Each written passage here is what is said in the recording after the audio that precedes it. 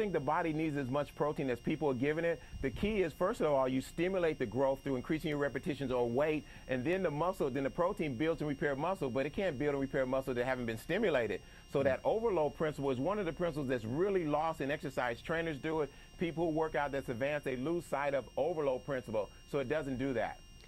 Okay, now there are risks of diseases like ketosis from too much protein consumption. Is that right, Jerry?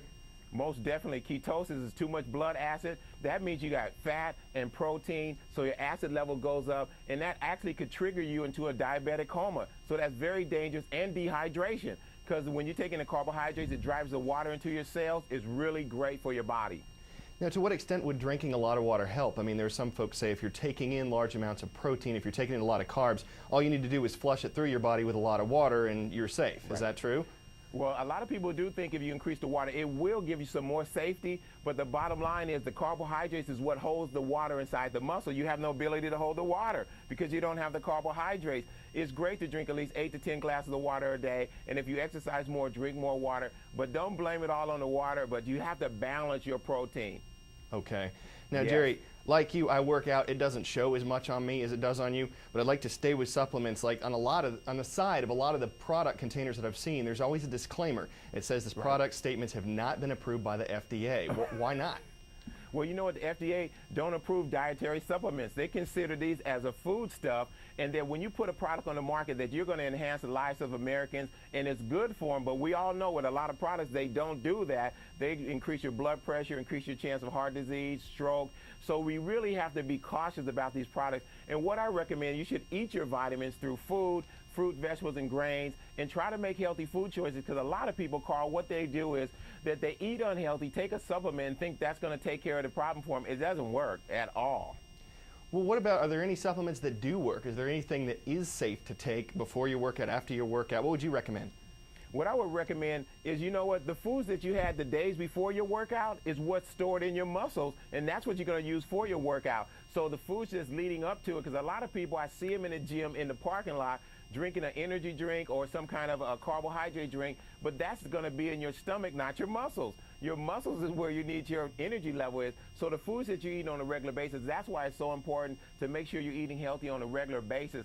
So, you know, the strength training, aerobic exercise, low-fat nutrition, if you're doing that, you're going to have a supply of high level of nutrients so you can work out. It's not going to happen just at the last minute.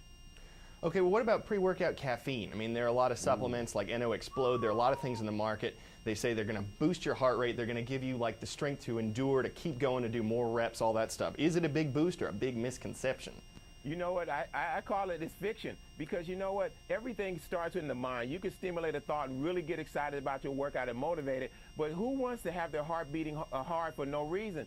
The harder you work out, the more your heart pumps blood to your cells. Why would your heart start beating fast for no reason? I think it's very dangerous. And here's one of the big things, Carl, is a lot of people are going fast in the wrong direction. The key is to get on the right program. Then you won't be looking for these things because you're constantly getting results. And the one key that's lost in the program, most people increase the volume but not the overload. It's the overload that creates the muscle mass and turns your body into a fat burner machine. That principle is always lost in workout. I see it all day long. So you'd also tell people to avoid over-the-counter fat burners as well? Most definitely. The fat burner is your muscle. So those over-counter fat burners, you know, there's so many side effects with them. I see people want to jump start it, and what it does, it causes a lot of major problems. And the biggest cause is you don't make the right changes. So those jump starters, they don't really jump start you. I think they put you on the back burner. It really hurts people because you got to just start your program off slowly and get rid of the short-term mindset and get the long-term mindset. Because my question is, can you do it for 10 years? Can you do it for 20 years? Can you do it for 30 years? So, and that's the key. It tells you if you should do it at all. So that's a big thing to me because I've been in this business 25 years. I've seen so many people use supplements from different areas, and they all create a major problem. Lean on your own nutrition, exercise, strength training, and right mindset. We want this stuff quick. It doesn't work that way. This is amazing to me. Carl, you know what? I remember years ago, this one kid, he was working out. I said, you know what? You can win a contest, a natural bodybuilding competition.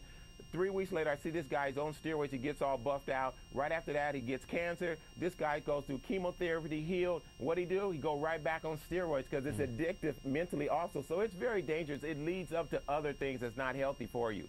So you say we should just stick with the naturals. Jerry Anderson, thanks so much for taking a few minutes to speak with us today on Pipeline. My pleasure. Have a great weekend. All right, you too, sir. Thank you.